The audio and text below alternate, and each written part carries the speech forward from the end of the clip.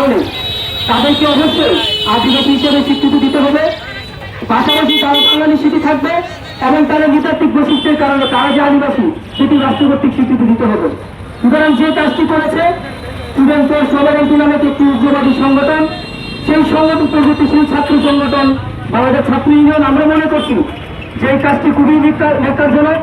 কারণ এই বাংলাদেশ হলে জাতীয় চেতনায় উজ্জীবিত একটি বৈষম্যহীন সামনের বাংলাদেশ, যে বাংলাদেশে জাতিগত কোনো ভেদাভেদ থাকবে না।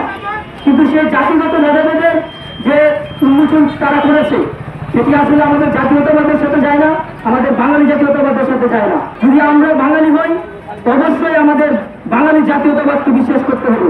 সুতরাং বাঙালি জাতীয়বাদকে যদি আমরা বিশ্বাস করি তাহলে সকল জাতিগত যে বিভাজন সেদিকে আমাদেরকে দূরে ফেলে আমাদেরকে একটি জাতীয় চেতনা উজ্জীবিত বাংলাদেশের যে লক্ষ্যমাত্রা সেটি জায়গায় আমাদেরকে পৌঁছাতে হবে।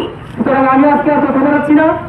আমি পরিশেষে যে ন্যাক্কারজনক কাজটি করেছে স্টুডেন্ট ফর সভারেন্টি, সেই সংগঠনটি যাতে আমাদের এই বাংলাদেশে নিষিদ্ধ ঘোষণা করা হয় এবং যে ন্যাক্কারজনক কাজটি তারা করেছে সেটির জন্য যাতে অবিলম্বে তাদের শাস্তিপূর্ণ শাস্তির আওতায় আনা হয়।